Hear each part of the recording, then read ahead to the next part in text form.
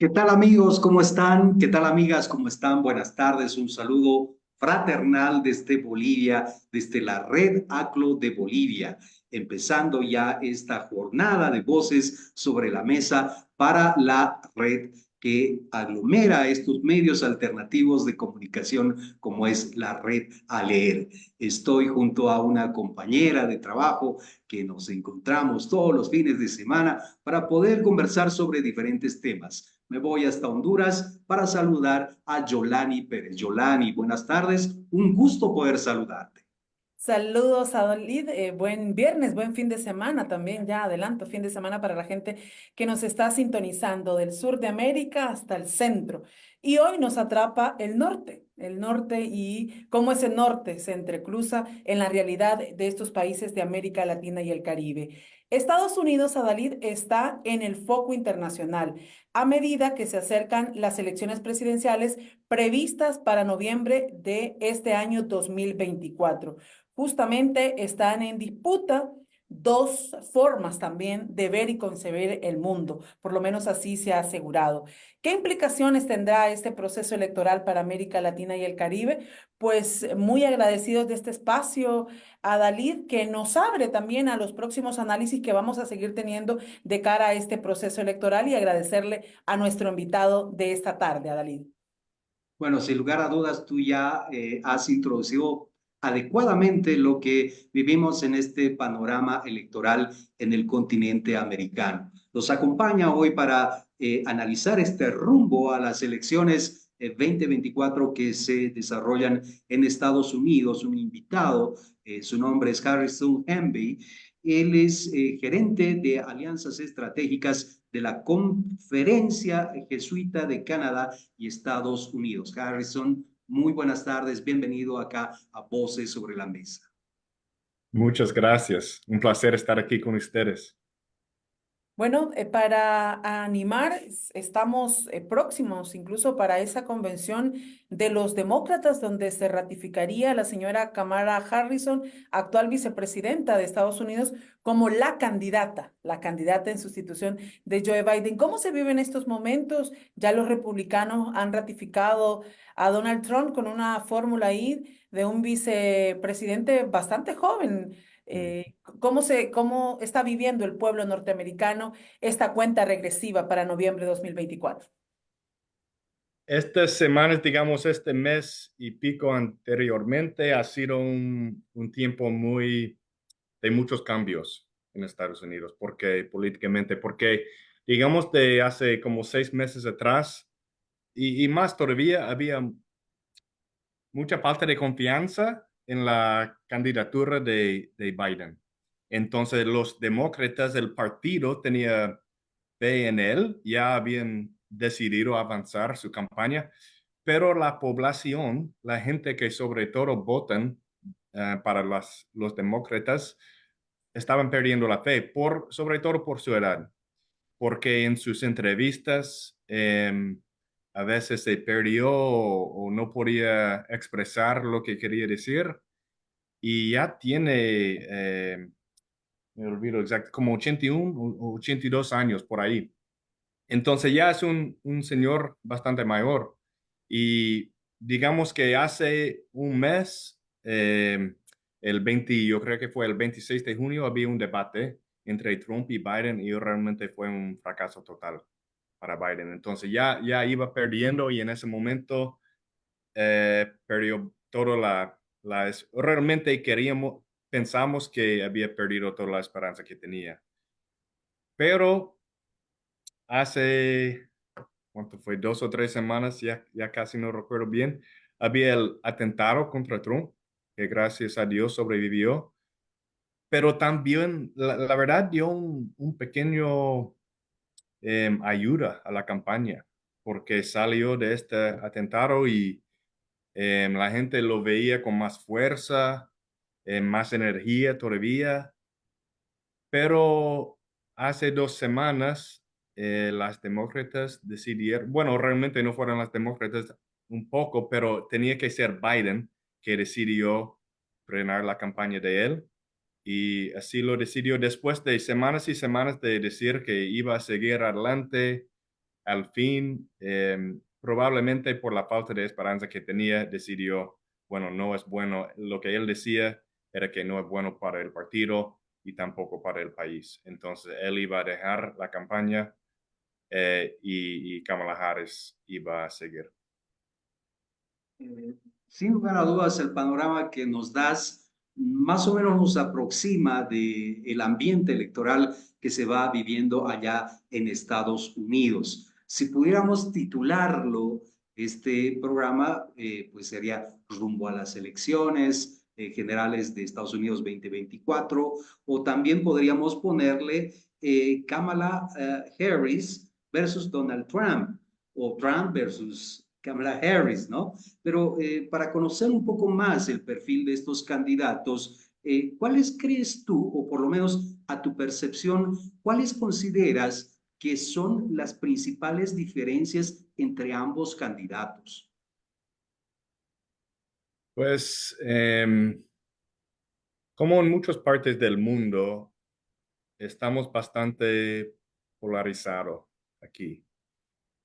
Hace 4 años, cuando perdió Trump contra Biden, había un momento cuando pensamos que este fenómeno de Trump iba a terminar, especialmente en el 6 de enero, cuando vi el fracaso ahí en el Capitolio, cuando vi esta insurrección o como lo quieren llamar.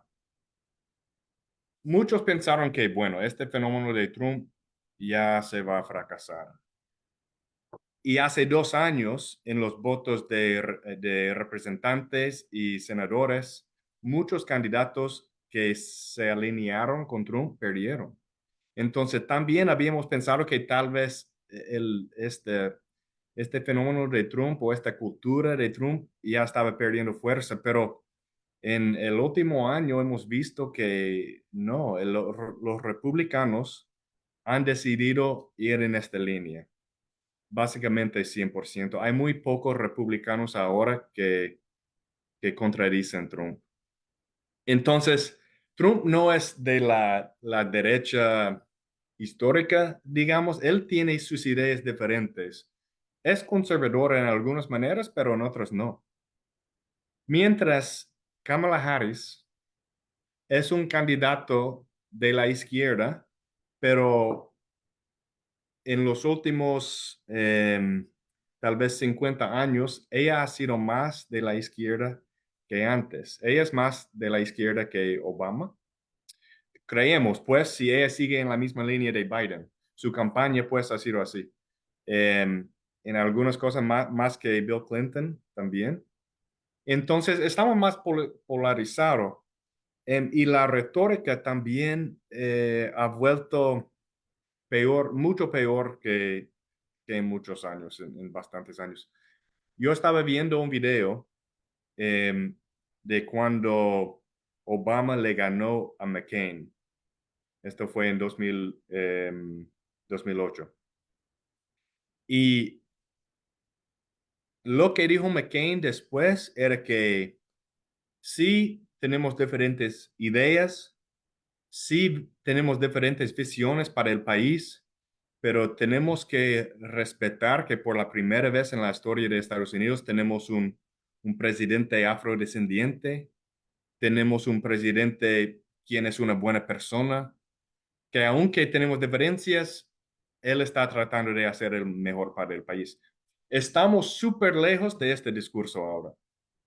Esto solo fue hace 16 años, digamos, y ahora estamos súper lejos. Entonces, no sabemos hacia dónde va el camino ahora, pero en la manera que estamos yendo es preocupante. Y podría ser que este cambio en ese pensamiento haya influido a raíz de algunas decisiones o políticas que han tomado los gobiernos demócratas, ya sea de Obama o ahora de Biden, por ejemplo. ¿Cuáles son de los principales temas y problemas que siente la sociedad norteamericana que no han sido atendidos por estas administraciones? Ujú. Lo que siempre, hay diferentes fenómenos. La economía es uno. Los sondeos que han hecho, siempre sale, si no primero, casi el primero, que la economía es lo más importante. Quieren un presidente que va a ayudar la economía y esto, así van a votar. Este es el primer punto. Pero es interesante porque realmente, la verdad es la economía creció abajo de Trump. Obviamente con COVID no, pero también ha crecido con Biden. Tenemos una tasa de desempleo más bajo que nunca, 4 y algo %, bastante bajo. Y ha mantenido en estos años, se ha mantenido así. Lo que sí se ha crecido es la inflación. Ha crecido la inflación y afecta bastante la compra de vivienda. Entonces, pero tampoco hemos entrado a una recesión. Entonces, es mentira decir que la economía está súper mal. Realmente tiene bastante fuerza. Pero mucha gente, cuando hacen los sondeos, la primera razón que van a votar por Trump es la economía, si quieren un cambio. La gente republicana o de la derecha o quien que sea que va a votar por Trump, de ahí es la inmigración. La inmigración al nivel mundial es un fenómeno bastante fuerte ahorita, es un tema fuerte. Pero el discurso que está metiendo Trump es más fuerte que hemos tenido. Cuando en 2016 o 2015, cuando Trump llegó hablando de que la gente que viene de México, algunos son buenos, pero algunos son asesinos, algunos son violadores, todo eso, había sido bastantes años desde que hemos tenido un discurso así sobre la migración en Estados Unidos. Y muchos pensamos que por este discurso tan fuertes no iba a poder ganar, pero obviamente sabemos qué pasó. Y estos discursos se repiten en muchos países ahora. Pero muchos quieren culpar a Trump por eso, y claro que tiene culpa, pero también refleja algo en la sociedad que no quisimos admitir que existía. Entonces, muchos votaron por él, tal vez no tanto por su discurso, pero algunos sí. Entonces, esto de la inmigración ha sido un tema bastante fuerte, aún con las demócratas, si cuando Biden en su campaña de hace 4 años dijo que vamos a salvar el asilo político. Y hemos visto en estos 4 años, ha hecho muy poco y más que todo ha bajado el acceso a asilo, especialmente en el último mes. Casi es muy difícil llegar a pedir asilo en Estados Unidos ahora. Son ciertos sitios que existen y de ahí nadie puede entrar. Y Kamala dice que va a ir en el mismo camino. Entonces, todo el discurso de la migración ha ido a la derecha en los dos partidos. Pero estos son los temas más importantes. Bueno, el otro que ha sido un tema fuerte es el aborto. En Estados Unidos, diferente que en muchos países en Latinoamérica, aunque no todos, el aborto ha sido permitido, con restricciones sí, pero algo permitido, protegido por la Constitución. Pero ahora es un poco confuso, pero ahora los estados en sí mismos tienen el poder de decidir cómo controlar el aborto, permitirlo o no. Y antes los republicanos estaban 100% contra el aborto, pero ahora casi nunca va a escuchar Donald Trump o otros republicanos hablar de aborto porque no ha funcionado muy bien para sus campañas. Entonces, yo diría que la economía, la migración y el aborto son los temas más fuertes en estas elecciones. Bueno, sin lugar a dudas son los grandes desafíos que debería de asumir, en todo caso, uno de los dos, cualquiera de ambos que sea elegido bajo el concepto de democracia. Y hablando de democracia, justamente por este lado del continente un poco que no se entiende, te hablo por el sur, no se entiende qué tipo de democracia es la que se tiene, por qué justamente este proceso se va haciendo cada vez un poco menos participativo, o por lo menos desde esta parte del continente así lo vemos. ¿Cómo podrías tú describirnos, apelando a esa explicación para que puedan entender un poco las audiencias de lo que estamos hablando? Ujú. La democracia en los Estados Unidos está más frágil que antes. Yo creo que es imposible decir no. Y muy pocos van a decir que no. En, en el tema de están, en diferentes maneras están tratando de restringir el acceso al votación. Eh, eh, Hay un discurso de la muy derecha que dice, los inmigrantes sin papeles están votando. Pero ningún estudio ha visto que eso es un fenómeno que existe. Tal vez encuentran a uno por ahí, otro por allá, pero no impacta nada y es casi imposible. Entonces, lo que han hecho algunos estados es pasar más leyes que lo hacen más difícil votar. Algo en los Estados Unidos que yo diría que es mal es que las votaciones son un martes. Cuando yo viví en Honduras unos años, también en Nicaragua unos años, en estos países las votaciones, las elecciones eran los domingos, cuando la mayoría de la gente no trabajaba. Entonces, pero nosotros lo tenemos en un día cuando la mayoría trabajan. Entonces, es decir, que personas que no tienen acceso a pedir permiso de su trabajo o trabajan en un sueldo muy bajo y no pueden perder, tal vez no pueden votar. Entonces, todas estas leyes, aunque no cierran la puerta al ir a votar, lo hacen más difícil. Entonces, es una manera de frenar la opinión pública, diría yo. Em, la otra cosa que siempre hemos visto en la historia de los Estados Unidos es que hay un discurso interno de la democracia, pero lo que pasa externamente es algo completamente diferente. Los Estados Unidos muchas veces no ha apoyado la democracia en Latinoamérica. Lo hemos visto muy claramente en Honduras con el golpe de Estado de 2009, 2008, 2009. Eh, lo vimos en la segunda elección de Juan Orlando Hernández, el día que Trump y el gobierno de los estados aprobó o dio la luz verde a la elección segunda de Juan Orlando Hernández. El día siguiente, Salvador Narra le dijo que ya, ya, ya estoy por vencido.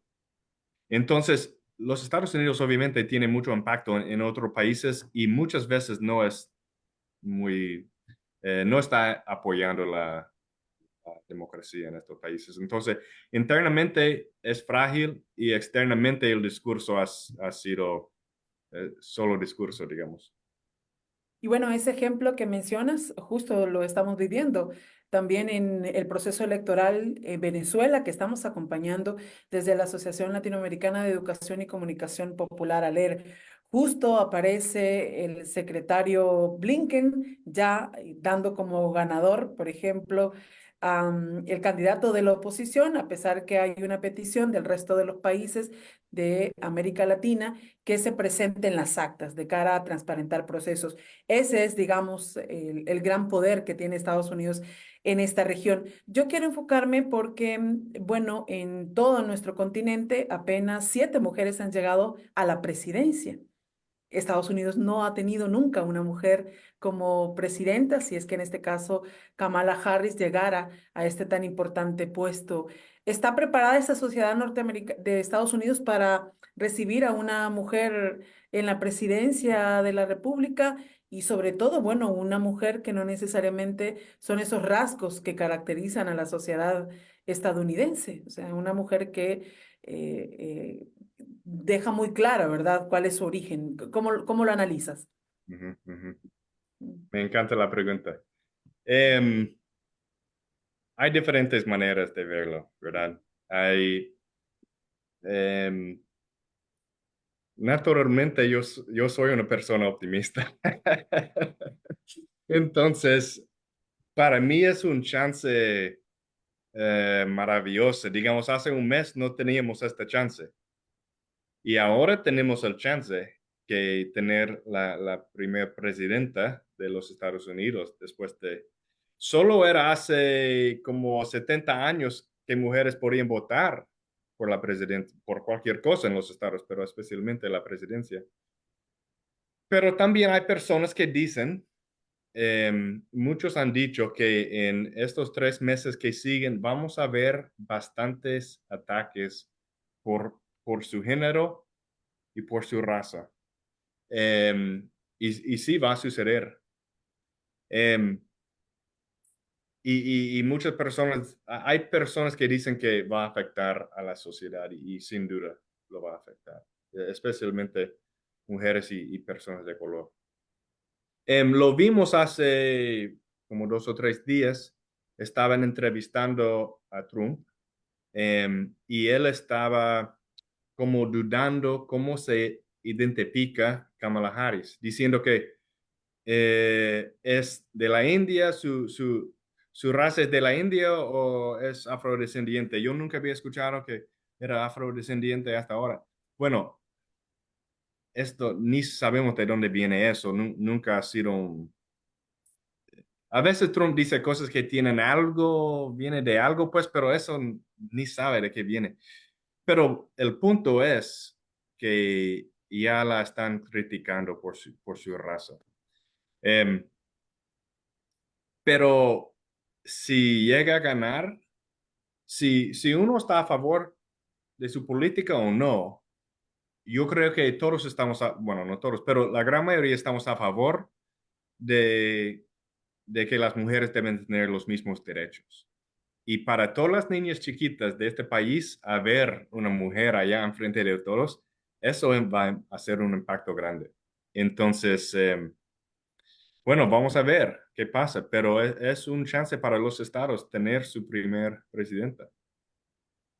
Bueno, ya se nos va acabando el tiempo, prácticamente nos quedan 5 minutos para cerrar esta emisión de Voces sobre la Mesa, queridos amigos. Estamos hablando acerca del proceso electoral que se aproxima en el mes de noviembre allá en Estados Unidos. Me quedo con esta pregunta y esta duda para podértela plantear.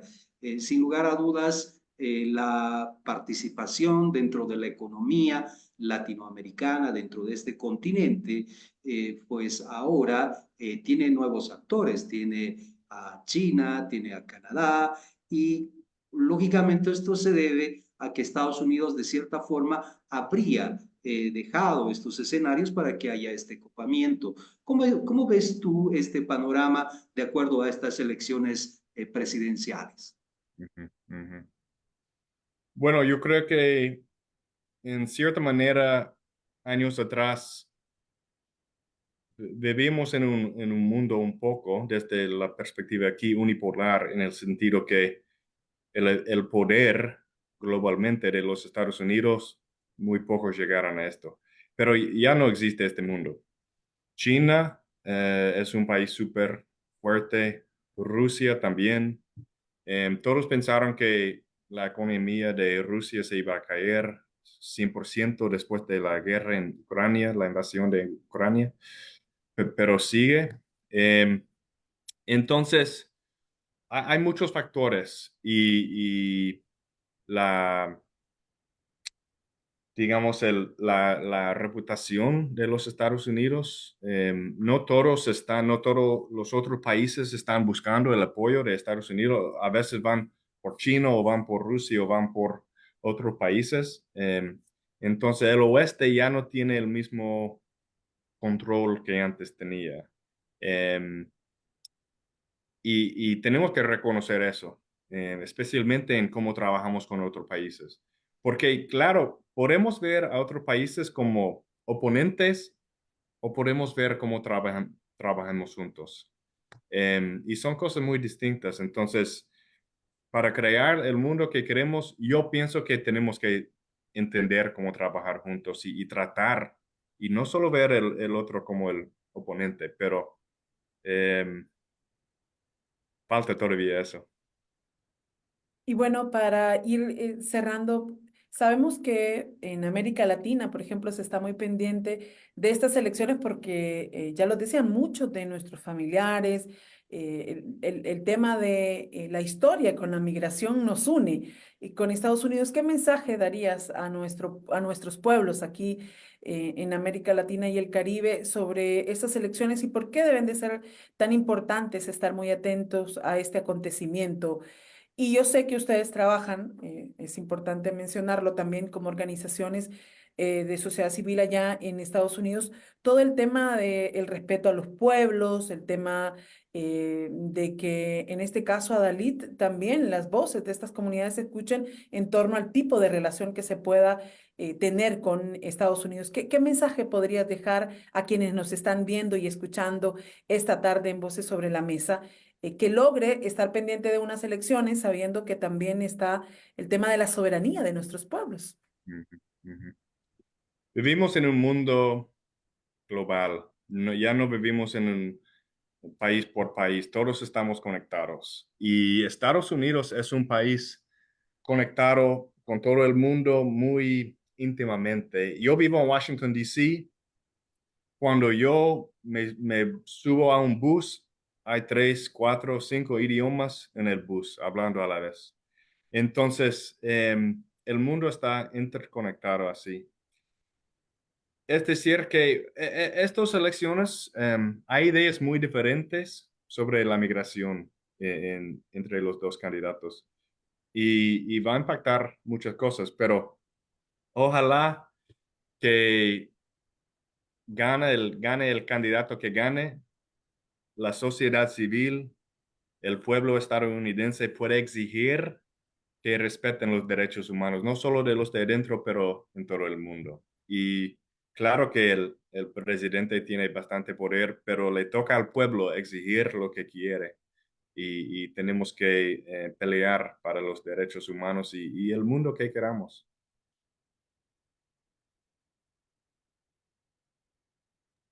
Bueno, yo creo que a Dalit es justo eso, ¿verdad? El luchar por esos pueblos que queremos agradecerte profundamente, Harrison, sabiendo que no va a ser la primera vez. Vamos a seguir en contacto en esta cuenta regresiva para estas elecciones y ojalá que así como nos une el análisis, también nos una ese trabajo en colectivo que ustedes están haciendo para lograr que los derechos humanos sean una garantía permanente para nuestros pueblos.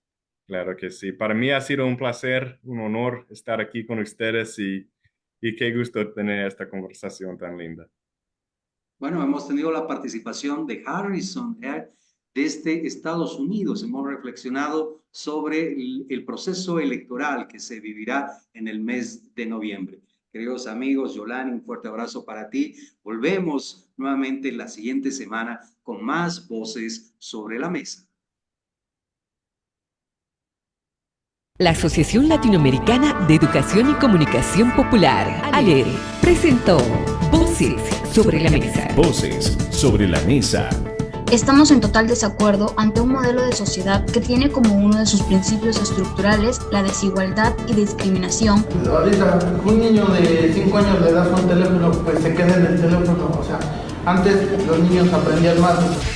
Diálogo abierto sobre distintos temas de la realidad latinoamericana, caribeña y mundial. Voces sobre la Mesa.